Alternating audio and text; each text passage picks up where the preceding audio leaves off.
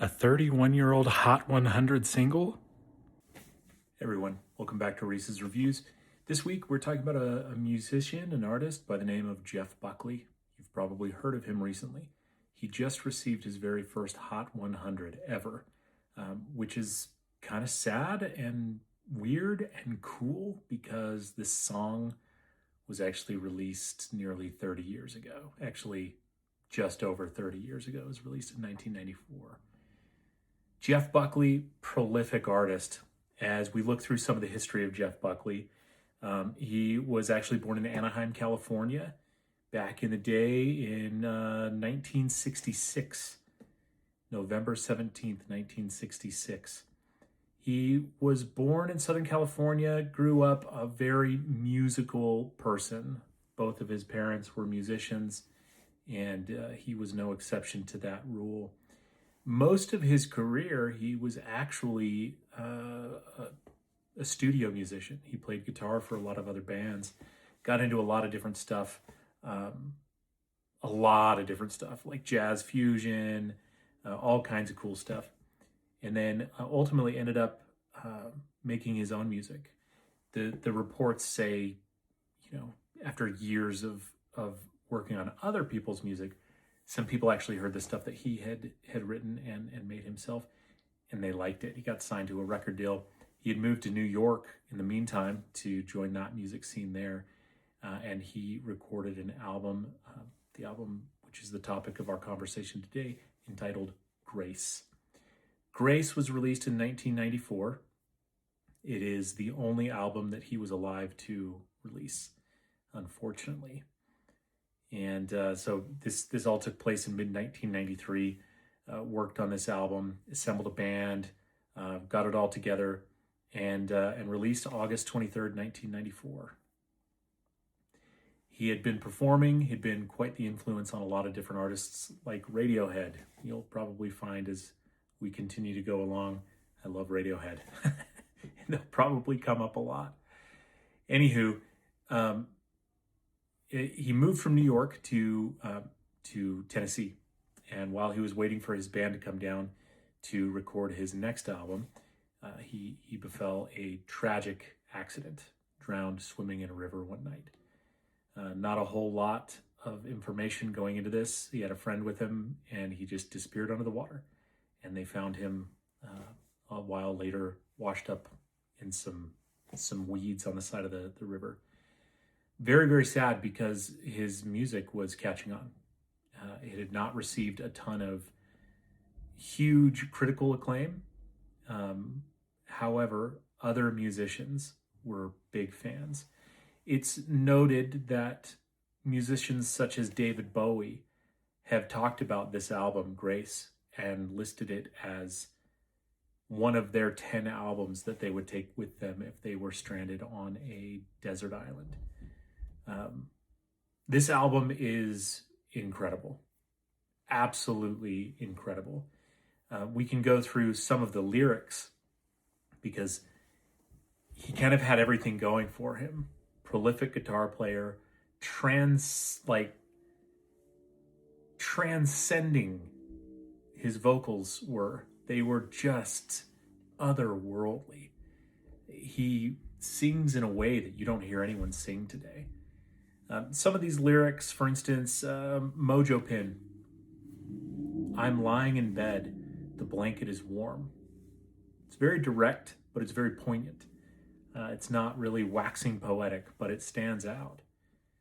In the song Grace, it's my time coming, I'm not afraid. Which, now looking back, and the tragedy that befell him, it's incredibly sad. Maybe he knew something was going to happen. Maybe he had something going on in the back of his mind where he felt the end was near. Because it's not the first time on that album or the last time that he referenced something like this. In the song Last Goodbye, this is our last goodbye. I hate to feel the love between us die. Did you say no? This can't happen to me. It seems like he maybe knew something else. Lilac Wine, great song. I feel unsteady like my shoes are made of lead. Great metaphor. song, which is a Leonard Cohen cover, Hallelujah. Love is not a victory march. It's a cold and it's a broken hallelujah. Many of you have probably heard that song. I believe Hallelujah is listed as one of the greatest top 500 songs ever released.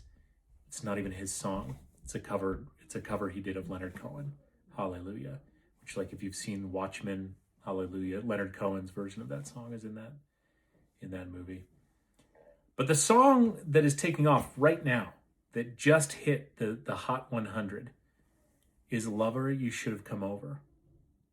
It's arguably the lyrical centerpiece of the entire album, and it's just beautiful. Too young to hold on, too old to just break free and run. My kingdom for a kiss upon her shoulder. She's the tear that hangs inside my soul forever. Just unbelievable lyricist. One of the things as I was going through this and researching this, I saw a quote. It was actually an AI generated quote, but I'm going to use it. It's very good. Buckley's genius here is emotional precision. He rarely over-explains. He lets longing feel unfinished, love feel dangerous, and spirituality bleed into sex and regret. I think that sums up the album Grace really, really well. I want you to go and form some of your own opinions about this album, especially right now as it's catching fire amongst a younger generation. We're seeing young people gravitate to some of this older music, and it's weird to think that music that's come out in my lifetime is considered old now, but it is. Jeff Buckley is a musician's musician, in my opinion. When you go through and find all of the other artists that point to Jeff Buckley as an inspiration or point to this album as something that is deeply meaningful, it's really easy to see the impact that he had on the world. I'm going to find a quote here from not a musician, but it's actually from Brad Pitt, of all people. But he explained it really, really well. Apparently there was a biopic about Jeff Buckley, and Brad Pitt said, I gotta find the quote here.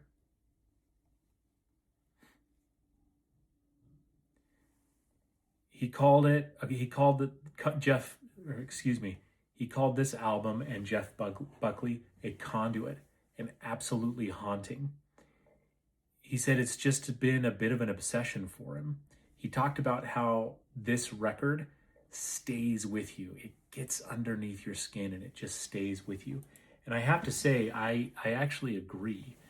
One of the things that has meant the most to me about this album, not only do I love it, but my daughter, she's 15, just 2 nights ago, she came to me and said, "Dad, have you ever heard of Jeff Buckley?" And I was like, "Yeah, I have heard of Jeff Buckley. I'm actually preparing to make a YouTube video about Jeff Buckley." And she had come across Lover, I Think You Should Stay. And it was something that really struck her. And she recognized its beauty and the haunting nature of it. And when I explained to her this tragedy of Jeff Buckley's life and death, she actually started crying. It really struck a chord with her. And she was just so heartbroken that the world lost such a special musician. Anyway, go ahead. Tell me what you think about this album. Tell me your experiences with it.